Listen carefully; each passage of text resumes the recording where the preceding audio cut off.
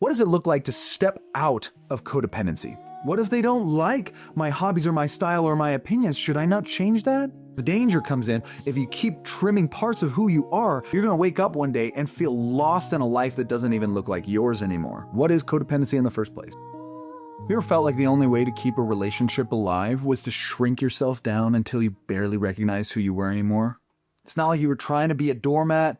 You were just trying to help. You're trying to love. You're trying to keep the peace. Because blessed are the peacemakers. But now it's almost like you're in this relationship and you're like, I don't even know who I am anymore. You've lost your identity to the relationship. That's what codependency does.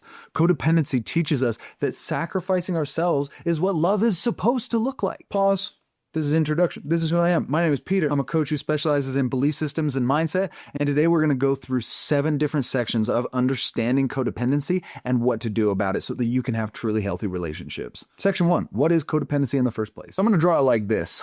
Let's say we have a platform over here, and this platform over here represents things like your hobby. This represents your style. This represents your opinion. This represents things like priority. It could even represent things like politics. And this represents you. This is everything that you are. This is your hobbies. This is your style. These are opinions, your priorities, your politics, and religion. And let's say there's another platform over here. This represents them. So their platform also represents their hobbies, style, opinions, priorities, politics, and religion, right? This is who they choose to be. So too often for codependent people, you're really quick to set aside your own passions, your routines, even your identity to make sure that you don't bother the other person's hobbies, styles, opinions, priorities, politics, and religion. Happy spouse, happy house. So you justify it. You say, I can shrink a little. I don't need these hobbies. I don't need to take up that space. And before you know it, you've given up your platform. And now these people, your relationship, they're running both platforms. They're running what hobbies are allowed, what style, what opinions. Right? They end up defining themselves and they end up defining you too. We think something along the lines of a relationship looks like, let's build a bridge between who I am as a person and who you are as a person, both standing on the platform together. And that's what a relationship is. Or they say, hey, come over to my side and be who I am. And this comes because we have like a preconceived idea of who we're going to date and exactly what that's going to look like. And so if you are feeling kind of codependent and self-sacrificing, it's very easy to say, yeah, okay, I don't need that. I didn't need those hobbies or that style. My opinion is not that big a deal here, but it's going to lead to a lot of resentment. The real security comes when you each have your own platform and you decide to build a third space in the middle, which is a space for the relationship itself. On that shared platform, you can contribute from who you are, have a little bridge from who you are over to the relationship, and they can contribute who they are from the relationship and bring that over to this platform as well. So you contribute who you are and they contribute who they are, but it doesn't mean that they get to cross over onto who you are and vice versa. You can't go over to their side and say, I don't like your hobbies. I don't like your style. I don't like your opinions. You need to change those opinions, or you can't let them do the same to you. It's very easy to let that happen and say, oh, well, we're supposed to be one, so we should have the same priorities. A lot of couples that I've worked with feel a lot of shame and they feel frustrated with themselves when their priorities don't automatically align. But they're not going to because you're still individual people. And anybody who thinks that you need to merge into one sole person really doesn't understand relationships. It's so essential that you don't cross over onto their side and they don't cross over onto your side to dictate your hobbies, your style, your peace, your pace, your opinions, right? And that you can take what you have, what you contribute, and bring it over to the relationship and vice versa. They can stand on their platform or on the relationship. You can stand on your platform or on the relationship. You can't come over and say something like, I don't like the way that you do your hair, or I don't like the way that you voted. I don't like does that make sense? Now, you might say, well, what if they don't like some of my hobbies? What if they don't like my hobbies or my style or my opinions? Should I not change that? And that's when the codependent reflex kicks in to self-abandon in the name of peace. You might think that that's a much safer option, that letting go of a petty little hobby is a small price to pay for a more peaceful relationship, and that letting go of something that bothers the other person might be a good thing. But if it's a hobby that genuinely matters to you, if it gives you life or identity or joy, You need to keep doing the hobby, not to spite the relationship, not to spite them, not to be rebellious, but to stay connected to yourself, to stay connected to your autonomy and ability to choose who you are and who you want to be. Because the danger comes in if you keep trimming parts of who you are to make someone else comfortable, you're going to wake up one day and feel lost in a life that doesn't even look like yours anymore. And if that hobby is a non-negotiable for them, if they say something like, you have to give it up entirely just to keep the approval, that tells you something important. This may not be the kind of person that you can build a future with, because you shouldn't date someone who makes it their mission to change your style, your interests, your passions, your platform. And at the same time, you shouldn't date someone with the intention of changing them either. The goal isn't to force your platforms to become the same, meaning it's not the goal of a relationship to become the same as one another. They say opposites attract. Stop trying to force opposites to become the same person.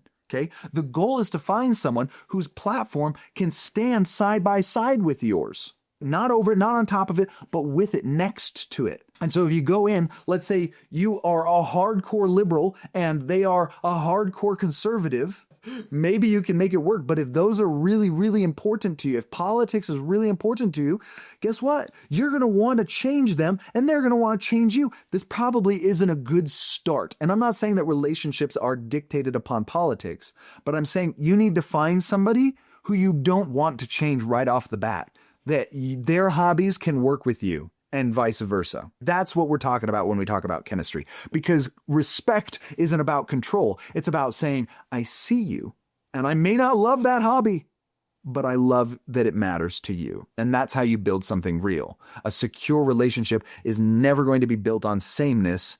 It's built on mutual respect for differences. This is something super, super important. I hope I say it well, but you don't need to give up what you love in order to be loved. If it's a bad habit and they're like, hey, I hate that this bad habit, like, stop picking your nose. Hey, please stop smoking. Like, if it's a habit that is hurting you, maybe give it up. I had a client this week who was like working through some stuff with his wife. Awesome, dude. I had him ask some questions to his wife. And one of the questions was, what do I do that makes you feel distanced from me? And his wife responded saying, I hate it when you say the F word. I hate it when you swear around the kids. And he's like, well, I could say that I hate that she doesn't understand how it's just a word to me and that I think it's fun. It's a good, like, it's just a word. And he's like, I shouldn't need to give up what I love in order to be loved. And I love saying the F word. And I'm like, dude, is it that non-negotiable? What's more important, saying the F word or your relationship? And he's like, oh, the relationship for sure. That's about setting a boundary and saying, hey, this behavior should stop, and recognizing, hey, maybe the behavior should stop. That's not necessarily what this video is about, but that's the healthy side of this, is recognizing, hey, there's a boundary. It's okay for me to adhere to this. Okay, back from the rant. So let's define codependency, because it isn't just about needing someone. It's about needing their emotional state to be okay in order for you to feel okay. Does that make sense? I'm going to say it again. Codependency is when you need them to be okay in order for you to be okay. Psychologically, it starts often in childhood. For example, if you grew up in a home where love had to be earned, where emotions weren't safe, or maybe your needs were too much, you likely learned one key survival skill. And that is, if I keep everyone else happy, then I'll be safe and nobody's going to fight. But there's a catch. That same skill that kept you safe as a child then becomes a prison that keeps you stuck as an adult. We start believing things like, my needs are a burden, right? My preferences are selfish. Maybe you felt that. My preferences are selfish. If I upset them, then they might leave me. They might divorce me. They might break up with me. And so, as a result, you become a bit of a caretaker, like the fixer, the peacekeeper. And over time, you're not giving love anymore. You're abandoning yourself in exchange for emotional security. I'm going to say that again.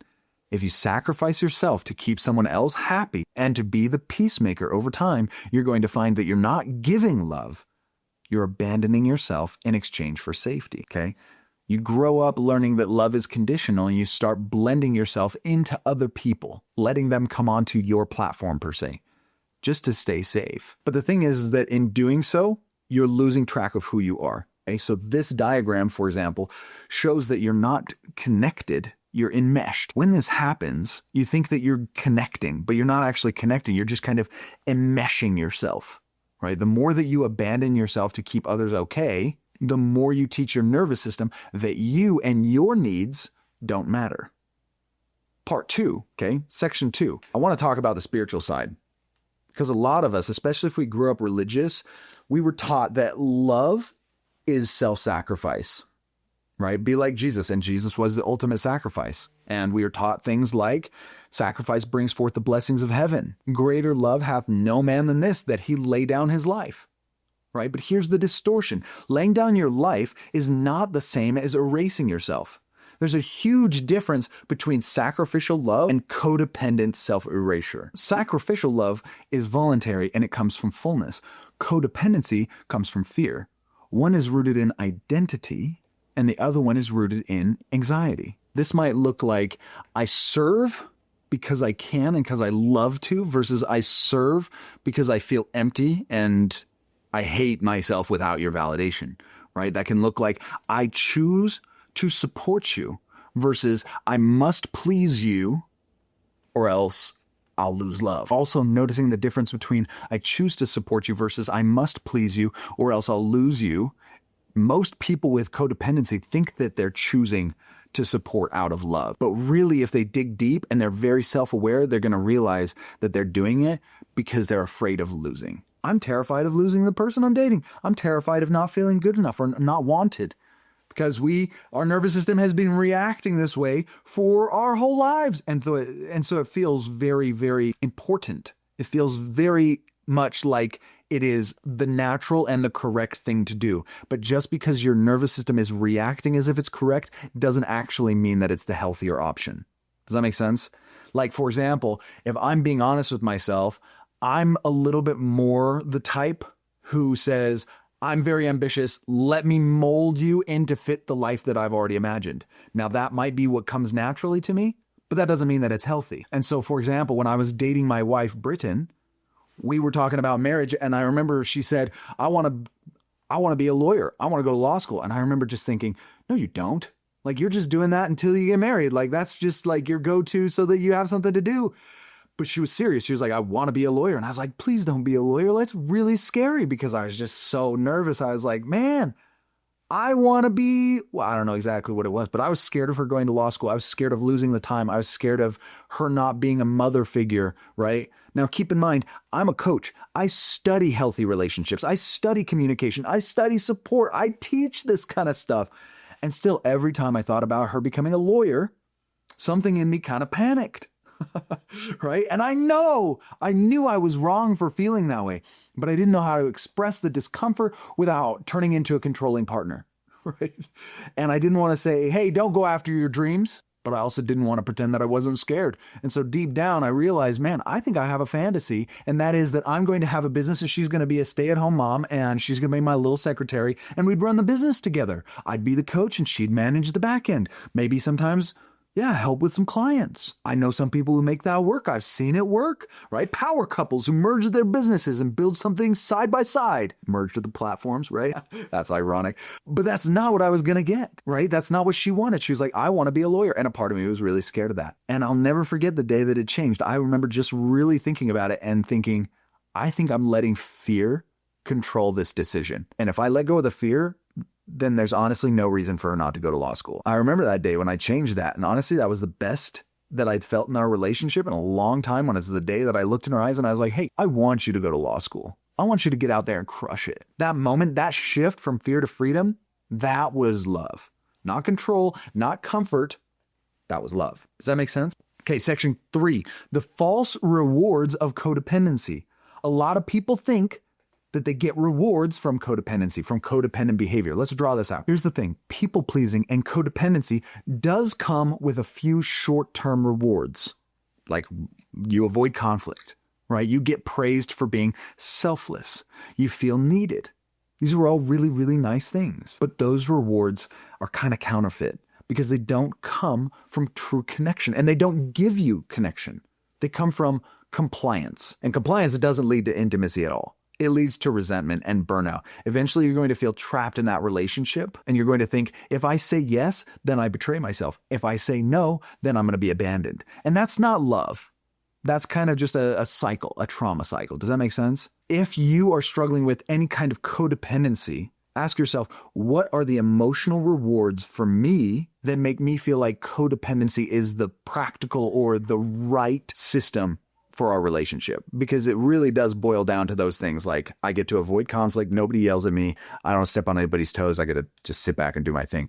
But long term, it's really going to make you hate yourself. And that's frustrating. There are a lot of people in relationships like that. Section 4, how the brain reinforces codependency. Your brain is not wired to choose what's best for you. I know that sounds wild, but it's wired to choose what's most familiar. So if you grew up learning that love was compliance or that connection was sacrifice, then every time you're going to break that pattern, then your nervous system is going to panic.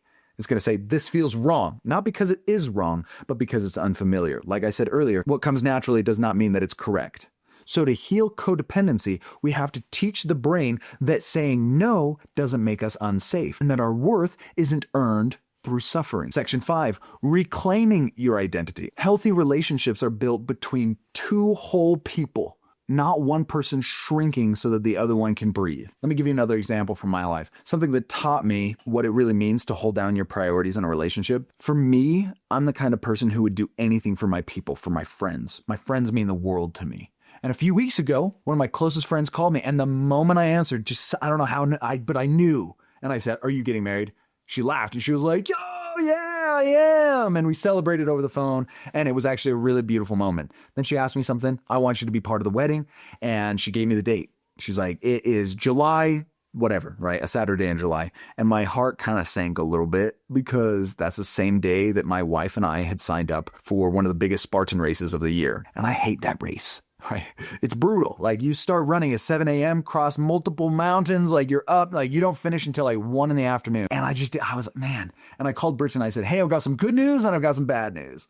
She asked what it was and I was like, "Good news, my friend's getting married." And she's like, "Heck yeah." We're so excited until I told her that it's the same day as that Spartan race. And there was some silence because this race is really important to her. This is a big deal. But she knows that that friend and the friend's wedding is a big deal for me. And so I said, "Listen, you are my highest priority. That wedding happens to be a higher priority to me than that race. I know that the higher priority for you is the race and that the wedding really doesn't matter to you that much." Again, I'm not saying that the friend's wedding is a higher priority to me than you are, but it is a higher priority to me than the race. So if it's okay with you, I'm going to go to the wedding. I won't be able to race and I won't be able to support, but I want you to go and I want you to win. Is that okay? And she paused and she said, "Yeah, I guess. I understand." I said, "Is it actually okay?" Because I'm used to people who say it's okay when it's not. And she said, "Yeah." And when my wife says that something's okay, then she usually means it. Was she disappointed? Yeah, genuine, for sure. And sometimes that's just kind of how it is. I really want to prioritize my friend and my friend's wedding. My wife wants to go run a mountain race, and that's her highest priority. I want to build a coaching business. She wants to go to law school. And that doesn't mean that we love each other less. That just means that we're different people. See, if I were more of the people-pleasing type, or if she was, let's say this is her and this is me, I would come to her and I'd say, "Hey, my friend's wedding is this day." And she would say, "Hey, yeah, but there's the race." And I'd say, "Oh yeah, you're right. Your priorities are my priorities." And I would just go do the race. And at the race, I'd probably resent my wife for taking me to the race because I'm missing my friend's wedding. And vice versa. If she came to me and she was like, "Hey, there's the Spartan race." I said, "Hey, here's the friend's wedding. We're going." And I dragged her to my friend's wedding. She would resent me because she just missed out on the biggest race on the national series. And I'm stoked because we're at the wedding. Again, it's okay for you to have different priorities. Just because you have different priorities doesn't mean you love each other less. You can still choose love without sacrificing who you are. In fact, healthy love doesn't mean that we always want the same things. It means that we want to make room for each other's differences without turning them into threats or problems. And that means being honest with your priorities, offering your support where you can, respecting your partner's freedom, even when it brings disappointment. Your relationship doesn't need to be a perfect agreement. It just needs to be honest communication. You're allowed to say, "Hey, this matters to me. I'm going to choose this. I hope we can work through this together. Let's find a compromise." That's so important. Learn communication. Section 6, spiritually reframing independence. True love doesn't control. True love invites. It says, "You don't need to make me comfortable. I love all of you, even the parts of you that I don't fully understand yet." For example, my sister married a guy who loves video games. She doesn't love video games. She doesn't understand video games, but she loves him even though she doesn't fully understand. Because look at this. Jesus didn't command love by force. He said, love one another. Love is the most important thing. And he modeled it in freedom. You are not created to be someone's emotional oxygen tank.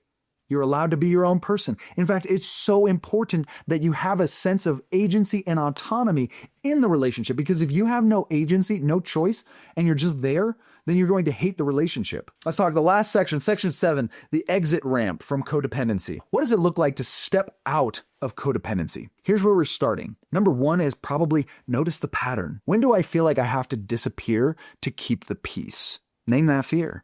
Here's the next question. What am I scared will happen if I say no?